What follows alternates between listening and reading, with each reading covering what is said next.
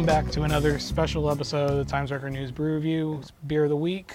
Again, featuring more beers from Florida and Lauren, our photographer's expedition out there over a couple of weeks ago.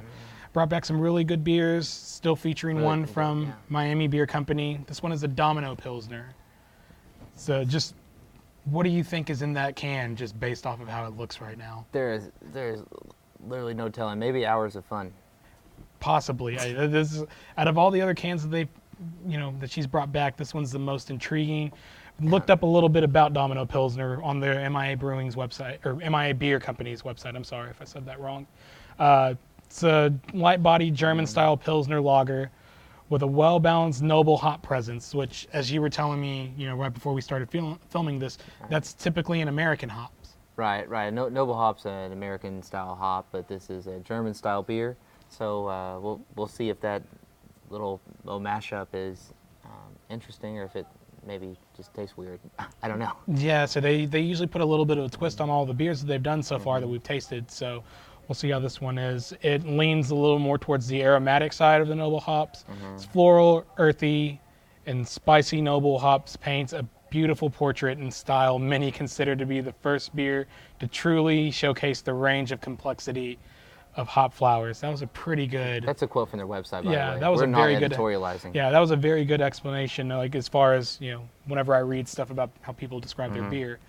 But enough describing. Let's crack this open. Let's get it. Okay, I'm going to pour you up some. Thank you. See, and this seems like a trademark with the M.I.A. Beer Company. This clarity within the beer. I mean, there's no particles, there's no sediment, there's nothing. Yeah, very clear golden color, minimal head and minimal lacing.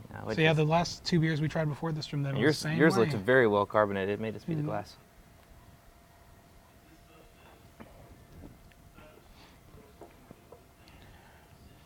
There's really no scent to it. Like, I mean, it tastes like it smells like a traditional Pilsner. Kind of tastes like a traditional Pilsner. It's not. I'm done talking about it. This is boring. Yeah. I mean, I was gonna say, I don't want to say something to write it off as a sorry, M.I.A. Beer Company. It's a boring beer. Well-made Pilsner, but it just doesn't it doesn't live up to the way that the other two beers have had something unique about them. This tastes run of the mill. Which, with that being said, that may be what you want in the Pilsner, though. Pilsner's a pretty basic beer. So. Basic beer. Pretty basic beer. This isn't a terrible beer. It's not even a bad beer. I think it's a pretty good beer. It's just, there's more interesting stuff out there.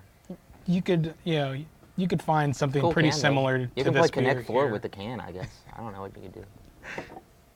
I can tell you really actually don't like this beer at all whatsoever, and you're just like fishing for... I'm giving this a sip slowly.